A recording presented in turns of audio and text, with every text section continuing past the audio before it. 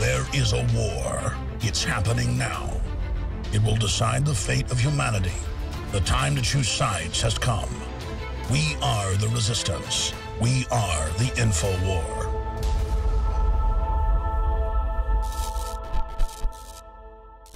Welcome to the InfoWars Nightly News. I'm your host, Jakari Jackson. It's October 8th, 2014, and let's get straight into our news tonight. By now, you've probably heard that Thomas Eric Duncan has died in the Dallas hospital. A very unfortunate situation, and our thoughts and prayers do go out to his family. He died earlier this morning, so we were told. And the thing about this is now that we have a confirmed victim here in the United States of America, what are we going to do to combat this? Because we see travel sanctions in the African continent. We see parts of Europe putting out travel sanctions as well. But we refuse to do that here at home. But something that people are talking about and something that is a possible, I won't say a remedy, but some type of reaction to this is temperature screenings. Now we have this article. Feds announce airport fever screenings for Ebola, which can be beaten with ibuprofen.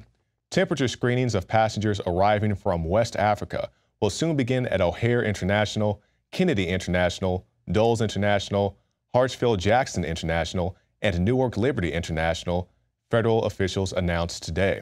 But Sean Kaufman, who previously worked with the Centers for Disease Control and Prevention during the SARS outbreak, said, "The fever screening instruments run low and aren't that accurate," he said. "People can take ibuprofen to reduce their fever enough to pass the screening, and why wouldn't they?" And exactly right, why wouldn't they?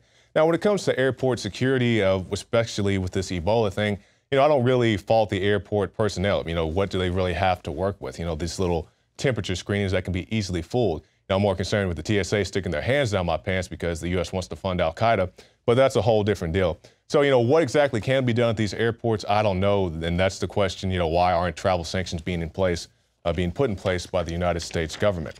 But let's talk about something a little closer to home, because we talked about the situation in Africa. Let's talk about the Ebola cases happening right now in the state of Texas. We've seen a Dallas deputy who went to the home of Mr. Duncan, his home here in the U.S., and he is now being quarantined under a possible Ebola concern. And the headline reads, "Could take 48 hours to confirm if deputy has Ebola." And this is Sergeant Michael Monning. And he accompanied health officials into the home of Duncan. And now people are very concerned that he may in fact have Ebola himself. And this is the situation, because you send these guys in, an officer, he's just following the commands he gets over the radio. "Hey, we need you to go to this guy's house." He said, "Okay, I'll go in there." And now he could potentially have Ebola. But we had a chance to speak to our own police chief here today in the city of Austin, Art Acevedo. And this is what the InfoWars crew had to ask him. Listen, what we're going to do here is we're going to be a security team to make sure that we secure a perimeter. We have processes in place where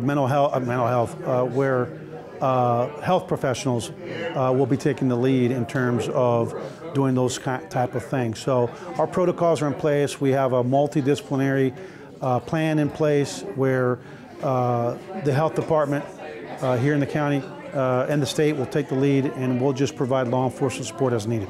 So that was the response from the Austin police chief. Now, some White House reporters commented on this issue as well, and their comments weren't exactly as eloquent. The most interesting thing is the travel and stuff. Yeah, we're screwed. Which is what I'm feeling foolish. Just so you know, so I'm going to give you a big kiss. No, I don't want your kiss. This DC test comes back positive. I'm doing filters all week. This what? DC test. Oh, yeah. I'll be doing filters. Oh, that's right. That stupid man, a stupid mic. Yeah, did you hear that, everyone?